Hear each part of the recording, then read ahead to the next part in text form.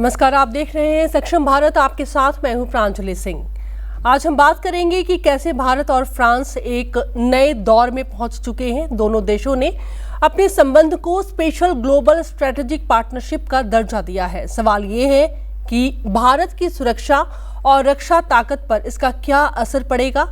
Rafale marine fighter jet, Scorpene पनडुब्बी engine निर्माण में साझेदारी, स्पेस और साइबर सहयोग, क्या यह सब मिलकर भारत को और मजबूत बनाएंगे? क्या इससे आत्मनिर्भर भारत को नई रफ्तार मिलेगी?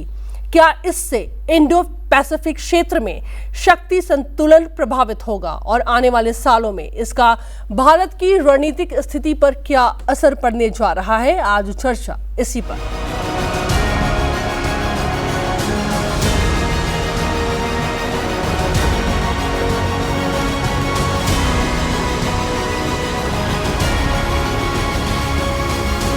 इन सभी मुद्दों पर बातचीत करने के लिए हमारे साथ बेहद खास मेहमान जुड़ चुके हैं। Lieutenant general retired Devendra Pratap Pandey, defence expert के तौर पर, और आलोक बंसल हैं, ये एग्जीक्यूटिव वाइस प्रेसिडेंट है ये इंडिया फाउंडेशन से। सर, बहुत बहुत स्वागत है आप दोनों मेहमानों का। और सबसे पहला सवाल मेरा डीपी पांडे सर आपके साथ में है। किस तरीके से आप देख रहे हैं भारत फ्रांस के रक्षा साझेदारी को लेकर के जो भी बातचीत हुई है, उसको आप कैसे देखते हैं? जियोपॉलिटिकल तरीके से देखूं तो एक बहुत इम्पॉर्टेंट फ्रांस का जो रोल है यूनाइटेड नेशंस में ही नहीं बट यूरोपियन कम्प्लेक्स के अंदर बिटवीन ये जर्मनी और फ्रांस के साथ मिलकर के एक जो उनकी पावर है वो जब हमारे साथ में जुड़ती है तो एक बड़ा इम्पॉर्टेंट हैंडशेक है ये हमारे लिए, इस डील के लिए। और जो ये वार्ता हो रही है काफ़ी अच्छी हमारे देश के लिए, क्योंकि एक लिंकेज जो बनता है फ्रांस के यूरोपियन यूनियन के साथ में वो उसके थ्रू, फ्रांस के थ्रू बन जाता है। दूसरा, डिफेंस के मामले में क्या हुआ है कि हम कई दिनों से, कई सालों से एक ही देश या दो देशों के ऊपर निर्भर थे। और आपको मालूम है कि ये जियोपॉलिटिकल चर्निंग्स ऐसी हैं कि आज किसी भी एक देश के साथ में एंगेजमेंट करना हमारे लिए अच्छा नहीं है। डाइवर्सिफिकेशन बहुत ज़रूरी है। मगर जो एक ख़ास डिफेंस डील की बात करें, मैं इक्विपमेंट्स की बात करूँ तो लोग नंबर्स को देख रहे हैं कि हमारे पास सामान क्या आ रहा है।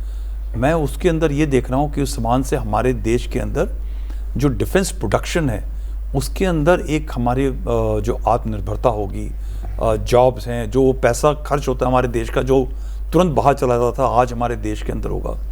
एक फ्यूचर हमारे लिए टेक्नोलॉजी की तरफ, जो नीश टेक्नोलॉजी बोलते हैं, हमारे पास लो एंड टेक्नोलॉजी है, काम करने की क्षमताएँ हैं। इसरो की अगर हम बात छोड़ें तो बाकी किसी भी टेक रिलेटेड उसके अंदर हमारी ज़्यादा अच्छी क्षमता नहीं है।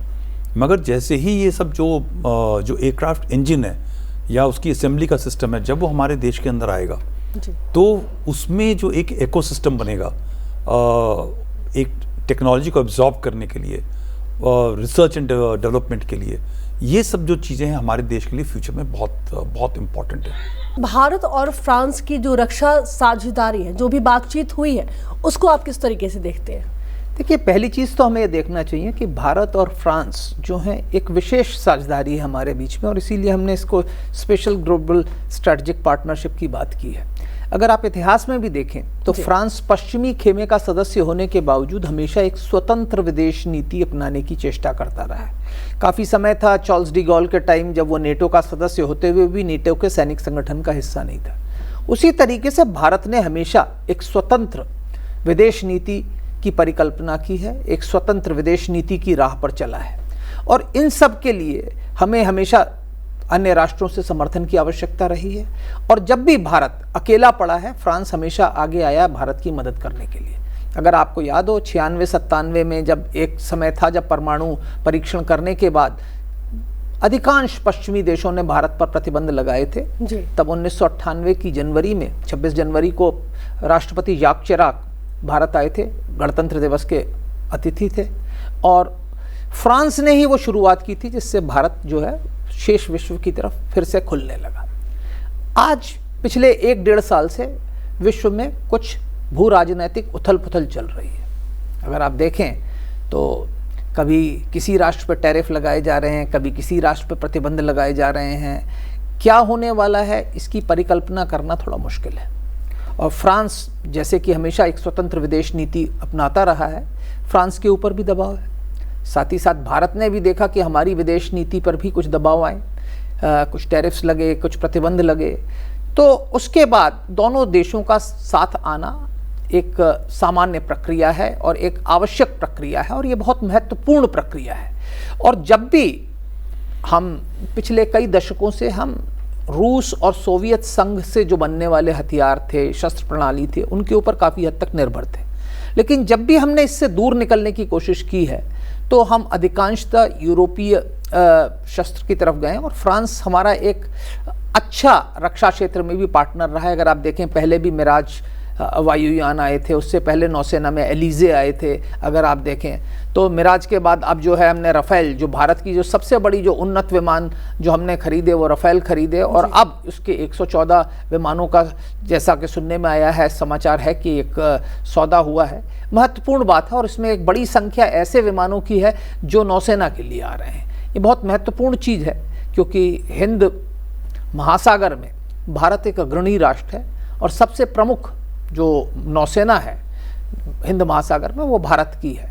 तो उसके लिए हमें उन्नत विमानों की आवश्यकता है और हम उसके लिए आगे जा रहे हैं। दुर्भाग्य से जो तेजस का जो नौसैनिक वर्जन था वो डेक लैंडिंग में सफल नहीं हुआ और इसलिए भारत को विदेशों से जो वायुयान है वो लेने पड़ रहे हैं और उसके लिए राफेल से बेहतर मेरे ख्याल से विकल्प आज की तारीख में कुछ नहीं हो सकता है। वायुसेना के बाद नौसेना को भी एक नई ताकत और एक बड़ी ताकत मिलने जा रही है। वायुसेना ने देख लिया राफेल की ताकत और अब बारी है नौसेना की। कैसे देखते हैं आप इस बार जो बातचीत हुई है? हाँ, ऑपरेशन सिंदूर के दौरान तो सभी ने राफेल की एक ताकत को देखा और नेवी के लिए भी जो जैसा भी कैप्टन आलोक बंसल जी ने बताया कि ये डोमिनेशन जो है हिंद महासागर के लिए नेवी के लिए बहुत ज़रूरी था, राइट। और ये जो डील है ये पिछले साल साइन हुई थी और मुझे यकीन है कि ये जल्दी से जल्दी हमारी नौसेना को ताकत देगा। मगर अगर हम समन्वय देखें तो जो नेवी और एयरफोर्स का एक समन्वय होता है ऑपरेशन के दौरान, इसके लिए जो 114 एयरक्राफ्ट राफेल और एयरफोर्स के लिए साइन किए हैं, तो 36 पुराने वाले और ये 114 मिला करके एक काफ़ी अच्छा तकरीबन 8 स्क्वाड्रन हो जाते हैं। आज आपको मालूम है कि हमारे देश के अंदर MiG-21 और ये MiG-29 पुराने होते जा रहे हैं, जैगुआर्स पुराने होते जा रहे हैं। इनके जाने के बाद में एक इफेक्टिव स्क्वाड्रन स्ट्रेंथ हमको जो 42 चाहिए थी, आज 29 रह गई है। तो कई लोग ये बोलते हैं कि हमको इंडिजिनस के ऊपर जाना चाहिए। यस, इंडिजिनस के ऊपर जाना चाहिए हमें, मगर वो तभी हो पाएगा जब तक कि हमारी काबिलियत रोल आउट होके हमको मिलने लगेगी। तो ये जो 114 जो 6 स्क्वाड्रन प्लस का जो एक गैप है वो कवर करने पे अगले 10 साल के अंदर जो हमारे पास ये मारक क्षमता हो जाएगी, 4.5 जनरेशन एयरक्राफ्ट है, तो ये हमारी एयरफोर्स को, हमारी जो पूरी डिफेंस सिस्टम है उसके लिए एक बहुत ही मेजर एडवांटेज हमको मिलेगा। और ये बहुत ज़रूरी है क्योंकि आप चाइना को भी देखें और पाकिस्तान को भी देखें। चाइना एक मॉडर्न सिस्टम्स के साथ लैस होता जा रहा है, पाकिस्तान को भी कई देश सपोर्ट कर रहे हैं। तो हम इन दोनों से निपटने के लिए हमारे पास ये 29 स्क्वाड्रन बहुत ही कम पड़ते। अब जैसे ही ये हमारे पास स्क्वाड्रन्स आ जाएंगे तो ये हमारे लिए एक बड़ी अच्छी काबिलियत होगी। आलोक सर, इस बातचीत के दौरान हमने देखा कि एक बार फिर से बहुत जोर दिया गया है खास करके तकनीक ट्रांसफ़र पर अगर हम बात करें, और इसके साथ ही अब सह निर्माण यानी कि हम साथ मिलकर के बनाएंगे और टेक्नोलॉजी भी ट्रांसफ़र करेंगे। फ्रांस के साथ बहुत ज़ोर शोर से इन तमाम मुद्दों पर बातचीत हुई है, क्या कहेंगे? देखिए, प्रधानमंत्री नरेंद्र मोदी का शुरू से ही जो फोकस रहा है वो मेक इन इंडिया पे रहा है और जो मेक इन इंडिया जो कार्यक्रम है इसका जो प्रमुख जो फोकस है वो रक्षा क्षेत्र में है। क्योंकि आज से कुछ साल पहले हमारे ये वो था कि हम दुनिया के सबसे बड़े आयातक थे रक्षा सामग्री का, रक्षा संसाधनों के।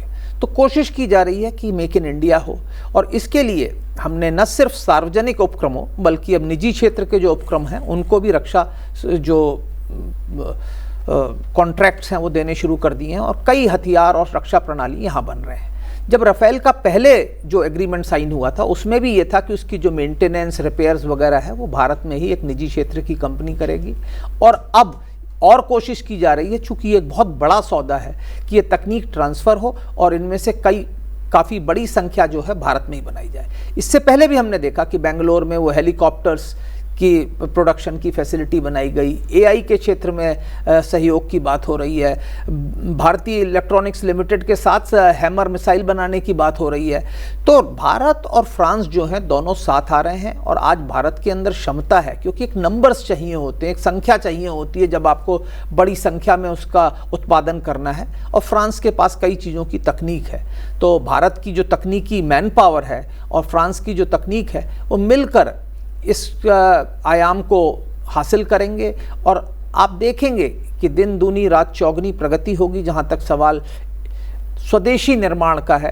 और धीरे धीरे जो है भारत न सिर्फ ये वायुयान और ये रक्षा प्रणाली, बल्कि अन्य जो रक्षा संसाधन है उनका भी उत्पादन करने लगेगा। और हम ऑलरेडी काफ़ी हद तक निर्यात कर रहे हैं। भारत निर्यात के क्षेत्र में भी अब आगे बढ़ रहा है, और देखते देखते भारत एक बड़ा निर्यातक भी बनने वाला है। पांडे सर, जैसा कि आलोक जी ने बताया कि पहली बार ये है कि हम किसी निजी क्षेत्र के हेलीकॉप्टर निर्माण में हम साथ साथ जो है वो खड़े रहे। वो तस्वीरों में भी हम लगातार उन तस्वीरों को भी हम देख रहे हैं। या फिर अगर मैं हैमर मिसाइल के बारे में बात करूं, अगर हम टेक्नोलॉजी ट्रांसफ़र के बारे में बात करते हैं या फिर साथ सह निर्माण के बारे में बात करते हैं, जो एक 2047 का टारगेट भारत ने रखा है डिफेंस सेक्टर में, इन सारी बातों को जोड़ करके आप कैसे देखते हैं? यहाँ पर सवाल केवल एक देश का नहीं है। जिन भी देशों के साथ हमारी बातचीत हो रही है, तो हमारी जो प्राथमिकताएं हैं अब काफ़ी बदल चुकी हैं। इनफैक्ट ये प्रांजल सब बात सही है। एक्चुअली जब ये गवर्नमेंट आई पहली बार, तब से उसने आत्मनिर्भरता मेक इन इंडिया के बारे में एक फोकस डाला। और आज आप बाकी भी देश देखिए, ये अमेरिका को देख लीजिए, अमेरिका भी ये कह रहा है कि आप हमारे देश में बनाओ। तो ये जो एक हवा है, पहले एक ग्लोबलाइजेशन की हवा होती थी, जब ये नोटिस किया गया कि इसके अंदर जो फ़ायदा है वो कुछ का है, और जब आप दूसरे देशों से सामान खरीदते हो तो आप एक उनके होस्टेज हो जाते हो, वो एक लेवरेज उनके हाथ में होता है। और कई बार देखा गया कि आप, जैसे हमने अमेरिका के साथ में कई बार सौदा किया, और जब उसमें कोई कंट्रोल की बात आती तो हर बार वो कंट्रोल अमेरिकन के पास होता था। तो ट्रांसफ़र ऑफ टेक्नोलॉजी इतना ज़रूरी है कि ताकि अगर स्ट्रैटेजिक ऑटोनॉमी देखनी है डिफेंस के मामले में या पूरे देश के नेशनल सिक्योरिटी के मामले में, ये बहुत ज़रूरी है कि ट्रांसफ़र ऑफ टेक्नोलॉजी हो, और हमारे देश के अंदर ये सब जो हथियार के सामान है और बाकी भी जो सामान है वो मुहैया किए जाएँ, बनाए जाएँ। और आज जो ये make in India, make for world की जो एक पॉलिसी है, ये एक बहुत अच्छी पॉलिसी है, क्योंकि इससे लेवरेज होता है। जिन जिन देशों को हम एक्सपोर्ट कर रहे हैं, उन देशों के साथ में हमारी एक बातचीत, एक लेवरेज होती है, एक अच्छी दोस्ती बनती है, और इंटरनेशनल फोरम के अंदर फिर ये लोग आपके साथ चलते हैं। तो ये भी एक बहुत बड़ा चेंज है। कई लोग इस चीज़ के बारे में बात कर रहे हैं कि आप इतने रफ़ेल अगर आप फ्रांस से ले रहे हैं तो हमारी जो डोमेस्टिक जो हमारा वर्जन है तेजस के ऊपर, आमका के ऊपर घात तक जाएगा, प्रॉब्लम हो जाएगी। मैं इसके दूसरे नज़र से देखता हूँ। आप जो तेजस है वो एक टैक्टिकल लेवल का फाइटर है, लोअर एंड का फाइटर है, उसकी बहुत ज़रूरत है, राइट। मगर ये 4.5 जनरेशन रफ़ेल है, वो मिडिल लेवल का है, और आमका जो है एक हायर लेवल, एक तकरीबन स्टेल्थ प्रणाली की तरफ चल करके उसके लेवल का है। तो ये तीनों अलग अलग सेगमेंट्स हैं। जहाँ पे आपको सुई चाहिए वहाँ पे तलवार का काम नहीं होगा, जहाँ तलवार चाहिए वहाँ सुई का काम नहीं होगा। तो हमारे देश को जब एयरफोर्स को एक अलग स्पेक्ट्रम फाइटिंग के लिए चाहिए, तो ये तीनों अलग अलग फ्रेमवर्क में चलते हैं। जब जो साफरान इनकी जो इंजन बनाने वाली कंपनी है वो हमारे साथ डील बना रही है कि वो इंजन यहाँ पे बनाएंगे, जब ये इंजन यहाँ बनेगा तो जब मैं बनाऊंगा, मेरी टीम बनाएगी, एक छोटी छोटी इकोसिस्टम बनेगी, तो इसकी समझ आएगी। सबसे बड़ा स्ट्रगल और जो मुश्किल है आज एयरक्राफ्ट फ्रेम और एयरक्राफ्ट इंजन बनाने का है, और उसकी तरफ जब ये प्रणाली हमारे पास आएगी तब हम अमका की तरफ भी अपना ध्यान दे सकते हैं। और ये सब जो लड़ाई है प्रोग्रेस का, मॉडर्न टेक्नोलॉजी का, ये 5th जनरेशन पे ख़त्म नहीं होगा, ये 6th पे चलेगा, 7th पे चलेगा। जब हमारे देश के अंदर एक इकोसिस्टम बन जाएगा, वो आज इकोसिस्टम नहीं है, आज हमारी एकेडमियाँ और जो मिलिट्री है और जो इंडस्ट्री है उसमें इतना अच्छा तालमेल, इतनी अच्छी चीज़ नहीं है कि हम एक बहुत ही साफ़ सुथरी एक वर्ल्ड क्लास आइटम बना सकें जो हमारे फाइटर एयरक्राफ्ट में इस्तेमाल हो। जब ये बनने लगेगा तब हमारे पास ट्रूली एक स्ट्रेटेजिक ऑटोनॉमी होगी। और आप आज हम 2026 में हैं, 20 साल बचा हुआ है। ये 10 साल के अंदर हमारे पास जब तक ये रफेल की तैयारी हो जाएगी और तब तक हमारे पास एम का जब रोल आउट होने लगेगा तो मुझे यकीन है कि हम ऑलरेडी एक देश कहते हैं दुनिया की बड़ी ताकत हैं, मगर सचमुच का ताकत बनने के लिए आपके पास में अपने हथियार, अपनी इंडस्ट्री होने बहुत जरूरी है। जी आलोक जी, इस मुद्दे पर आप कुछ और अपनी कुछ पॉइंट्स अगर ऐड ऑन करना चाहें। देखिए, जैसे मैंने कहा, स्वदेश में निर्मित हथियार प्रणालियां बहुत आवश्यक हैं और ये भारत ने अच्छी तरह से पहचान लिया है। विशेषकर इस सरकार का जो महत्वपूर्ण जो केंद्र बिंदु रहा है वो मेक इन इंडिया रहा है और इसी के लिए हम कोशिश कर रहे हैं। लेकिन निजी क्षेत्र में या सार्वजनिक क्षेत्र में जो रक्षा उत्पादन हो रहा है उसकी जो गति है और जो हमारी ज़रूरतें हैं उनके बीच में एक सामंजस्य बैठाने की भी आवश्यकता है। अब जो हमारी ज़रूरतें हैं वो आज की तारीख में सिर्फ स्वदेशी निर्मित हथियारों से तुरंत पूरी नहीं हो सकती, लॉन्ग टर्म में होगी, लेकिन अभी जो कमी है उसको पूरा करने के लिए हमें इनका आयात आवश्यक है। और इसके लिए फ्रांस एक हमारा भरोसेमंद साथी साबित हुआ है। कई बार ऐसी स्थितियां आई हैं जब अन्य देशों ने हमें हथियार या उनके कंपोनेंट्स देने पर रोक लगा दी है, लेकिन फ्रांस ने ऐसा कभी नहीं किया और फ्रांस साथ ही साथ तकनीक जो है उसको हमें देने के लिए तैयार है। ये बहुत महत्वपूर्ण बात है और इसके मद्देनज़र जो है आने वाले समय में आप देखेंगे कि भारत के अंदर एक इंफ्रास्ट्रक्चर तैयार हो जाएगा। जो छोटे छोटे वेंडर्स होते हैं जो इनको कंपोनेंट सप्लाई करते हैं वो तैयार हो जाएंगे। वो इनके जो उन्नत चीज़ें हैं उनके, जैसे कि जनरल पांडे साहब ने कहा कि हमारी सबसे बड़ी समस्या रही है हम एक सफल जेट इंजन नहीं बना पाए हैं। कावेरी इंजन हमारा अभी तक सफल नहीं हो पाया था। अब जब फ्रांस के जब इंजन यहाँ बनेंगे रफेल के, तो वो इंजन की जो तकनीक है वो वेंडर्स जो है तैयार हो जाएंगे और फिर आगे चलकर भारतीय वैज्ञानिक जो भी अनुसंधान करें, जो नया इंजन बनाएं, तो उसके लिए एक इंफ्रास्ट्रक्चर अवेलेबल मिलेगा जिससे वो कंपोनेंट्स उनको मिल सकें। तो ये बहुत महत्वपूर्ण चीज़ है और मेरा ये मानना है कि ये जो साझेदारी है एक महत्वपूर्ण साझेदारी है। फ्रांस हमारे साथ हमेशा से आता रहा है, चाहे सोलर अलायंस हो या कोई अन्य चीज़ हो, और उसी के मद्देनज़र ये जो स्पेशल हमारी स्ट्रेटजिक पार्टनरशिप हो रही है, स्पेशल ग्लोबल स्ट्रेटजिक पार्टनरशिप हो रही है, ये बहुत महत्वपूर्ण है। कहा जाता है कि जब दो राष्ट्राध्यक्ष मिलते हैं तो बॉडी लैंग्वेज अपने आप में बहुत बड़ी चीज़ होती है। इस बार क्या आपको कुछ खास देखने को मिला है जब प्रधानमंत्री नरेंद्र मोदी और मैक्रोन की जब मुलाकात हुई उसके उस दौरान आप क्या कहेंगे? आप जहाँ पे भी देखें दोनों के बीच में एक अच्छी यूनिक केमिस्ट्री दिखती है, दोनों के बीच में एक दूसरे के प्रति सद्भाव लगता है, दोनों के विचार चेहरे से लगता है कि हाँ दोनों ही एक दूसरे पर भरोसा करते हैं और एक दूसरे का साथ चाहते हैं। तो ये बहुत महत्वपूर्ण चीज़ है कि ये न सिर्फ देशों की ज़रूरतों का सौदा है बल्कि ऐसे दो नेताओं का साथ आना है जो सुदृढ़ हैं, स्ट्रॉन्ग हैं और साथ ही साथ इस वक्त दोनों को एक दूसरे की ज़रूरत है, क्योंकि भारत और फ्रांस दोनों ही जो स्ट्रेटेजिक ऑटोनॉमी जिसकी हम बात करते हैं, सामरिक स्वायत्तता दोनों चाहते हैं और उसके लिए हम चाहते हैं कि एक नियम कायदों पर चलने वाला वैश्विक जो संगठन हो, वैश्विक संरचना हो वो हो। क्योंकि पिछले कुछ समय से ऐसा लग रहा था कि माइट इज़ राइट की बात हो रही थी, जिसके पास डंडा है वो जो चाहे वो कर ले। तो इसके लिए आवश्यक है कि भारत फ्रांस जैसे राष्ट्र एक दूसरे के साथ आएँ। और आपने देखा कि मतलब जितने भी कार्यक्रम हुए कल, उससे पहले, सब जगह आपको दिखा कि दोनों ही नेताओं में एक जो पारस्परिक जो बोनहोमी जिसे कहते हैं वो दिख रही थी।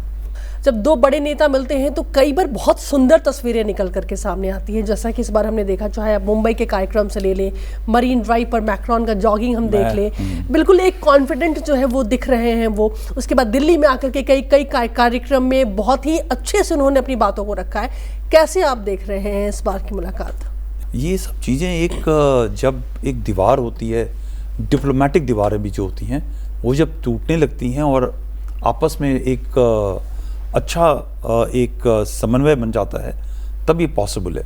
और ये सब चीज़ एक फ्रांस के नेता के साथ ही नहीं है। अगर आप हमारे प्रधानमंत्री को देखें, वो जिस भी बाहर भी आप पुतिन के साथ देख लें, बाकी कई नेताओं के साथ में एक अच्छा उनका व्यवहार रहा है। और ये जो आज जो हमारी सारी दुनिया से लोग हमारे देश में आ रहे हैं, ये उनकी ज़रूरत ज़रूर है, ज़रूर होगी, मगर ये भी है कि यहाँ पर भी एक ऐसा माहौल है जहाँ पे उनको लगता है कि जब वो आएंगे और हमारे देश के साथ बात करते हैं तो उनको कोई ना कोई उनका फ़ायदा या उनकी रिस्पेक्ट होगी। और जैसा अभी बताया बंसल साहब ने कि आज इस वर्ल्ड के अंदर जहाँ डिप्लोमेसी की जिस तरह बात करते हैं, कोई ना तहजीब रह गई है ना तरीका रह गया है, लोग अभी भी एक थोड़ा सा बातचीत के तरीके के में एक कोई कायदा चाहते हैं, कोई वो चाहते हैं। बट आप जो पूरा प्रेशर है पिछले तकरीबन 1.5 साल या 2 साल का, और ये मैक्रोन साहब की चौथी विजिट है बाय द वे इन कुछ सालों के अंदर, ये बड़ा रेयर ऐसा होता है। फ्रांस की पोजीशन इंडिपेंडेंट रही है, वो नेटो के प्रेशर में या यूरोप के प्रेशर के अंदर या अमेरिका या रशिया के प्रेशर में आके नहीं बात करता, वो अपने आप बात करता है। और सेम हमारे देश की भी रणनीति रही है और जियोपॉलिटिकल स्टैंडिंग रही है। सो 2 देश, एक यूरोप में और एक एशिया में, बिल्कुल एक अपनी स्ट्रेटेजिक ऑटोनॉमी की जब बात करते हैं तो इनकी जो दोस्ती है, इनका जो एक समन्वय है, एक इनकी जो फ्रेंडशिप है, वो जाहिर है ज़्यादा गहन होगी। जी, आगे बढ़ते हैं आलोक जी। स्कॉर्पियन पनडुब्बी पर भी खास चर्चा हुई है और इस परियोजना के बारे में एक कहा जा रहा है कि एक लंबी चर्चा हुई है दोनों नेताओं के बीच में। भविष्य की जो तैयारियां हैं हमारी, आप इन स्कॉर्पियन पनडुब्बी परियोजना को कैसे इसको जोड़ करके देखते हैं, इस पर क्या कहना चाहते हैं? देखिए, भारत ने स्कॉर्पियन पनडुब्बियाँ का प्रयोग किया है और हम उसका इंडिजिनाइजेशन भी किया है, भारत में निर्माण की ओर भी हमने उनके साथ सहयोग किया है। और मुझे लगता है कि आगे चलकर भारतीय नौसेना, जिसकी पनडुब्बियों की काफ़ी बड़ी एक ज़रूरत है, उनकी ज़रूरतों को पूरा करने के लिए हम फ्रांस के साथ शायद सहयोग करें और पनडुब्बियों का निर्माण भारत में करने की कोशिश करें, क्योंकि भारत आज पनडुब्बी के क्षेत्र में हमारी जो संख्याएं हैं वो थोड़ी कम हो गई हैं, क्योंकि पिछले कुछ समय से हमने जो पनडुब्बियों, जो विदेश में बनी हुई पनडुब्बियों का आयात था या भारत में जो निर्माण होना था, भारत में जो निर्माण की प्रक्रिया थी, उसमें एक बहुत बड़ा अवधान आ गया था। कई सालों का एक रुकावट आ गई थी, जिससे जो तकनीक हमने एक्वायर की थी, जब HDW सबमरीन पनडुब्बियाँ हमने यहाँ बनाई थी, वो चली गई थी। तो अब उसको हमने वापस ले लिया है और चूँकि भारतीय नौसेना इन पनडुब्बियों से खुश है, मुझे लगता है कि आगे चलकर हम एक बड़ा सौदा इन पनडुब्बियों का भी देखने वाले हैं। सर, कुछ आप इस पर कहना चाहेंगे? हाँ, जाहिर है। देखिए, जो हिंद महासागर है जी, उसका जो फैलाव है और जो चाइना की गति है एक डोमिनेट करने की, हमारा जो, मैं ये नहीं कहूँ दुश्मन है, बट हमारा जो एक प्राइमरी एडवर्सरी है, जो कॉम्पिटिटर है इस एशिया के अंदर और वर्ल्ड के अंदर, जो चाहता नहीं है कि हम आगे निकलें, उसका एक रुझान अमेरिका के साथ कंपटीशन का तो है, बट हमको आगे ना निकलने देने का भी है। तो एक जो मैरीटाइम फोर्स के ऊपर हमारा फोकस होना था, वो कई सालों से, कई दशकों से रहा नहीं ज़्यादा, और ये बहुत ज़रूरी है कि हमारी जो इंडियन नेवी है, भारतीय नौसेना है, उसको सशक्त किया जाए। और उसके अंदर जो सबसे एक बहुत इम्पॉर्टेंट रोल प्ले करती है, वो पनडुब्बियाँ करती हैं जी। और हमें सख्त ज़रूरत है, ऐसा बताया उन्होंने। और ख़ास तौर से जो चोक पॉइंट्स हैं, जो एरियाज़ हैं, उनको डोमिनेट करने के लिए एक दुश्मन के दिमाग में एक भय होना चाहिए कि इस इलाके के अंदर पनडुब्बियाँ हैं और हमारे पास आज नंबर्स कम हैं। तो ये बहुत ज़रूरी है कि हम या तो जो इंडिजिनाइज्ड प्रोडक्शन के बारे में बात करें, बट जो हमारी आज की कमी है उसको पूरी करने की जरूरी आवश्यकता है। सर, एक और बहुत महत्वपूर्ण टॉपिक है जिस पर कि दोनों नेताओं के बीच बातचीत हुई थी, वो है आतंकवाद का मुद्दा।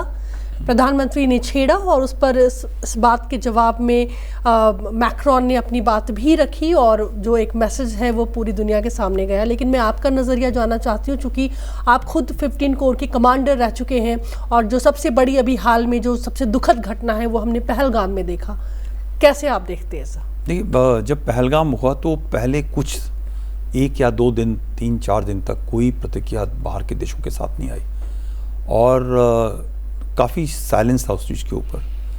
मगर धीरे धीरे जैसे ही सब पर्दाफाश होता चला गया, तकरीबन सभी देशों ने पहलगाम के ऊपर एक अपनी आवाज़ उठाई और उन्होंने भारत का साथ दिया कि जब इंसिडेंट हुआ है तो जो हमारे देश, मगर उसके साथ में, उस साइलेंस के साथ में एक बहुत बड़ी बात ये थी, जब ये ऑपरेशन सिंदूर लॉन्च किया गया, आपको याद होगा कि पहले हमेशा कोई टेरर अटैक होता था तो एक उसकी पूरी बही खाता, उसके एविडेंसेस इकट्ठे करके एक डॉक्यूमेंट्स बनाए जाते थे और वो दुनिया में सर्कुलेट किया जाता था। मगर इस बार जब ऑपरेशन सिंदूर, और ऑपरेशन सिंदूर एक पैराडाइम शिफ्ट था, आप टेरर कैंप्स सिर्फ जम्मू कश्मीर के आगे और POJ में उसको नहीं अटैक कर रहे थे, आप डीप पाकिस्तान के अंदर जा कर के इंटरनेशनल बॉर्डर के पास और हर जगह पे पूरे एंटायर बॉर्डर के ऊपर आपने टेरर कैंप्स को अटैक किया। और जब वो एस्केलेट हुआ तो काफ़ी डीप में जा कर के उनके सभी एयर बेसिस के ऊपर, मिलिट्री इंस्टॉलेशंस के ऊपर अटैक किया गया।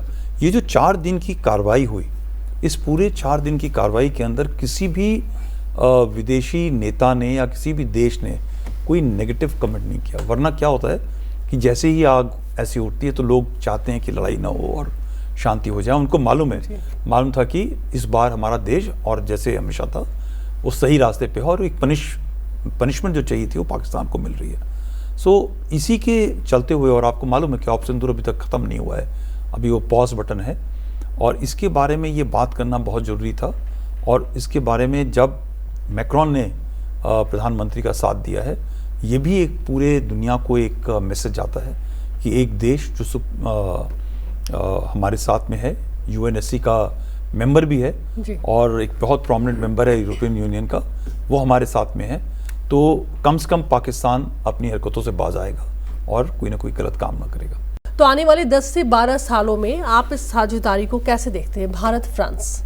देखिए, भारत और फ्रांस की जो साझेदारी है वो टाइम टेस्टेड साझेदारी है, और फ्रांस यूरोपियन यूनियन का एक बहुत महत्वपूर्ण स्तंभ भी है।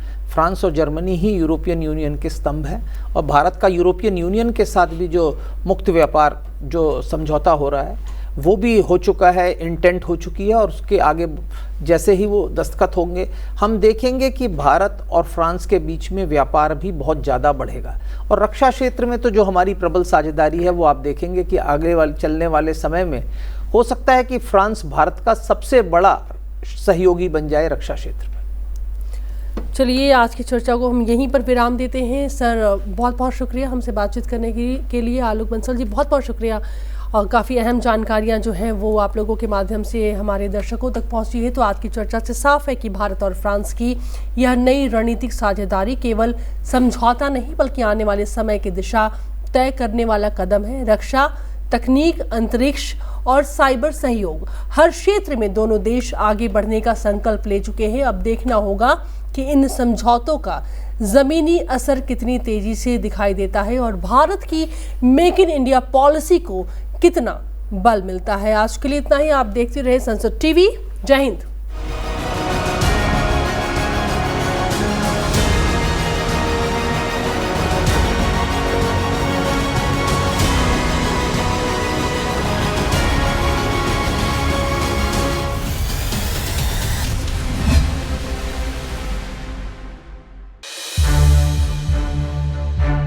To watch more programs of Sansad TV, subscribe to our YouTube channel and don't forget to like and share them.